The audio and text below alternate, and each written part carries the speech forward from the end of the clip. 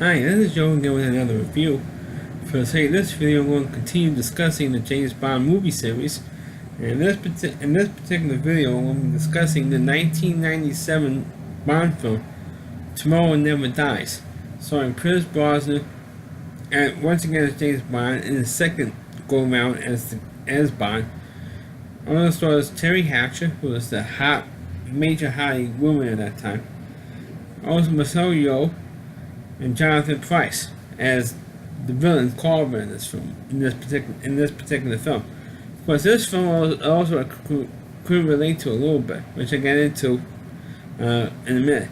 Of course, this particular film, James Bond goes after Jonathan Pryce, who plays a character named Carver, who is like a media mogul who owns many newspapers, television stations, magazines, and he was about to launch a brand new 24-hour, 7-day-a-week cable news channel, kind of like another media mogul we know, Rupert Murdoch, who was the same thing, all the newspapers, magazines, television stations, and he also, about that time, or like at least a year earlier, launched the Fox News channel.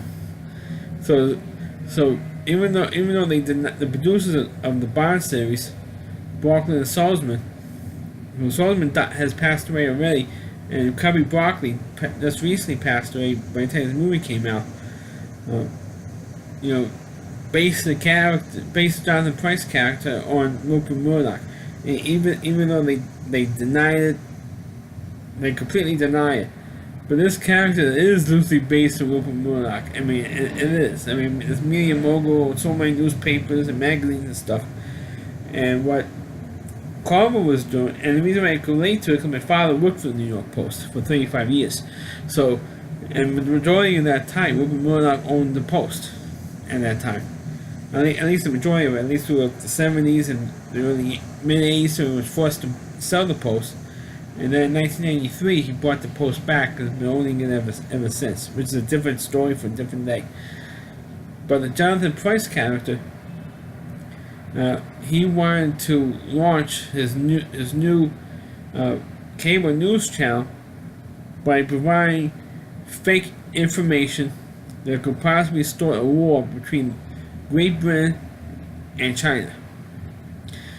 And he set up where a British destroyer was or ship, I should say, a cargo ship, kind of like a spy ship, really. There's all kind of spy equipment and stuff. Would get destroyed by a Chinese submarine or something. Marina was something that, or a ship that Carver owned, and they were using the same type of weapons that the Chinese government would use. So it would be like putting a fake impression on England and say, "Hey, the Chinese attacked us. Let's retaliate." And the English government wanted to attack China for blowing up and killing all these soldiers and all these British sailors. And M, once again for the second time, was playing Judi Dench. And of course, the film before GoldenEye was the first time you had M being portrayed by a woman, and she would continue to play the part through Skyfall. So she would play through all four Pierce Brosnan films, and I think the first three of the Daniel Craig films. So she would play. I think she was like the second. She played the part the second most amount of times, behind of course Benoit Lee, who originated the part with, of course, Dr. No throughout the mid-70s until when he passed away. So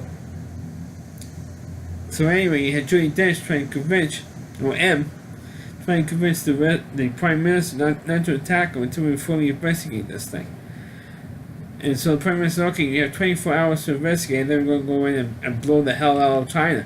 He says, "Okay, fine." So she gets James Bond to investigate this thing to see if this thing was really on the level, and if it was on the level, then they're going to attack China. But of course, Bond, in his investigation, he does find out that the British ship was set up by Carver's GPS satellite, and to put and to take the British ship off course, so it would be in Chinese waters instead of international waters, to be attacked by the Chinese. But the trick was that it was Carver's ship who attacked the British submarine, and not on the British ship instead of the Chinese. So it's really kind of a clever little plot that Carver did to make a war between the two countries, between England and China, so that when his network starts up, it would be huge numbers. It would blow all the other cable news channels out of the water. And so that's what he's trying to do. And then of course Bond comes in, and he figured out what Carver was doing. So he screws up the start of Carver's cable news channel, and of course that's when Carver tries to get even with them, and all the hijinks with Carver trying to get his goons on Bond. Well, also while all this was going on, Bond tries to seduce Carver's wife, who was played by Terry Hatcher, was pretty hot at that time. Not only physically hot, but she was hot because she was on the television show Lois and Clark, The New Adventures of Superman, which was airing on ABC at the time, and she was cast as playing Carver's wife, one of Bond's ex-girlfriends. Now, of course, the character was not used in any previous Bond film before, but it was implied that she was one of his ex-loves, which of course Bond had. Because anybody knows anything about Bond movies, he has a ton of ex-girlfriends, or at least ex-lovers trying to seduce, so you can get information out of them. And M wanted Bond to seduce Terry Hatcher's character, which he does. And the reason why you don't see most of her shots was from headshots when they heal up, because, well, at least most of her shots anyway. There was one shot from her from the back where she was like naked from the back. Most of her shots were done that way because she was pregnant. Terry Hatcher was actually pregnant. She found out she was pregnant while she was filming her scenes in Tomorrow Never Dies, by the way. And unfortunately, she lost the urge to have sex after that in real life, which is what I heard.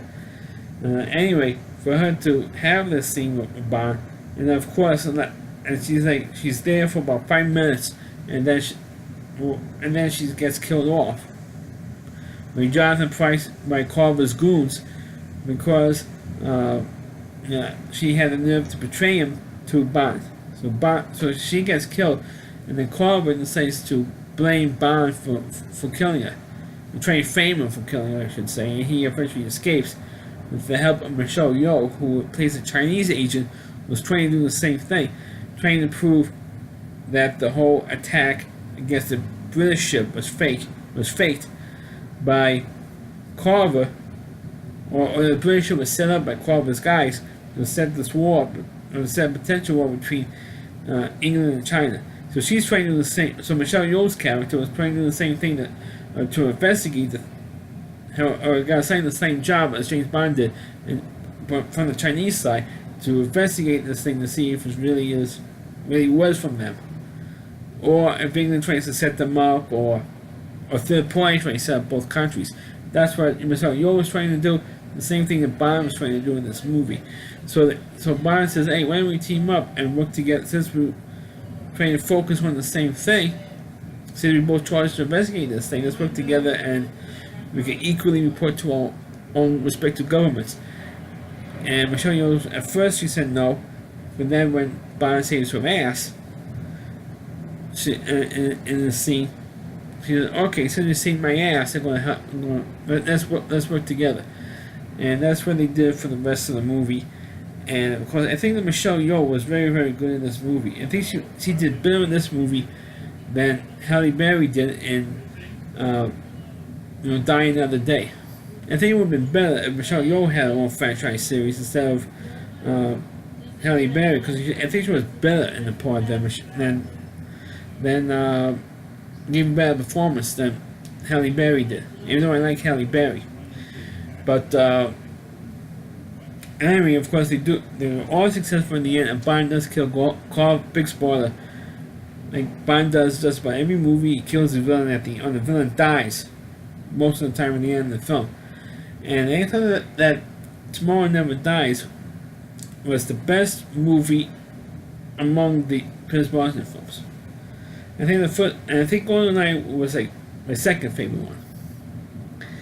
And of course Tomorrow Die Another Day is like the worst of the four because of that Visible Corbett and all the Halle Berry and all the references to 40-year anniversary and some of the other props. And I mentioned in that review, so check out that video. It really did that for Die Another Day. But for this one, I thought it was I thought it was a very, very entertaining film, and at least this one has a plot that you can follow. People say, "Oh, this was a silly plot and stuff." It's like spoofing Rupert Murdoch and stuff. Well, I got all the references about Rupert Murdoch in this thing because, like I said earlier, my dad used to work for the New York Post, and the Post was owned by Murdoch, so I could relate to Jonathan Pryce character in this film. But other than that, I thought it was a very, very good Bond film, and I said earlier, it was the best one in the Pierce Brosnan films. So that's my review of Tomorrow Never Dies. Please click on the video, feel free to comment on it. Please subscribe to my channel, please forward this video to your Facebook pages. You can check out all my reviews and on my YouTube channel at RowdyC.com, that's on WDY, and that's C.com, that's the whole page in the Rowdy Reviewer. Chris Lee Moore, please check out all of his videos on this website as well. Thanks for watching, and catch you next time.